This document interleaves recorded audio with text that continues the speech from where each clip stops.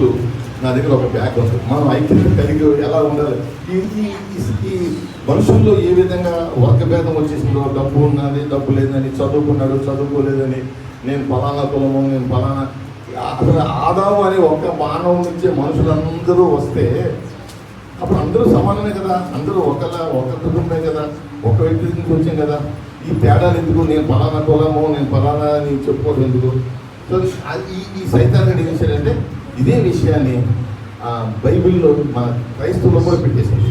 ఈ రింగు ఒక చర్చ్ అనుకుంది, పెంటెకోస్ట్ చర్చ్. వీళ్ళు ఏమంటారంటే మేము కరెక్ట్ అని అనుకుంటారు. లూథరన్ మన ఆర్సీఎం చర్చలు ఏమనుకుంటారంటే మేము ఫస్ట్, అసలు చర్చ్ అంతా ఫస్ట్ ప్రారంభం అంతా మాదే, ఆర్సీఎంలు మేమే కరెక్ట్ అని రోమన్ క్యాథలిక్ వాళ్ళు అనుకుంటారు. తర్వాత లూథరన్ మిషన్లు ఏమంటారంటే అసలు రిఫర్మేషన్ తీసుకొచ్చిందే మేము, మాది కరెక్ట్, మాది గొప్ప అని లూథరన్ మిషన్ అనుకుంటారు. వాళ్ళు ఇతరులతో కలవరు. బాప్టిస్టులు ఏమంటారంటే అసలు మేము లూథరన్ మిషన్లో చిలకల బాప్టిజం ఇస్తారు, బాప్టిజం కనిపెట్టాం, మాదే కరెక్ట్ అని వాళ్ళు అంటారు. మెథడిస్టు సంఘం వాళ్ళు ఏమంటారంటే మేము చాలా పద్ధతి ప్రకారం చేస్తాం కాబట్టి మాది కరెక్ట్ సంఘం అంటారు.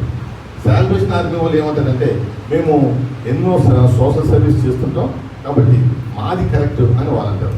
సెవెంత్ డే అడ్వెంటిస్టులు ఏమంటారంటే అసలు శనివారం ఆరాధన చేయడం, సబ్బాతు పాటించడం చాలా కరెక్ట్, ఇది మాది కరెక్ట్ అని వాళ్ళని.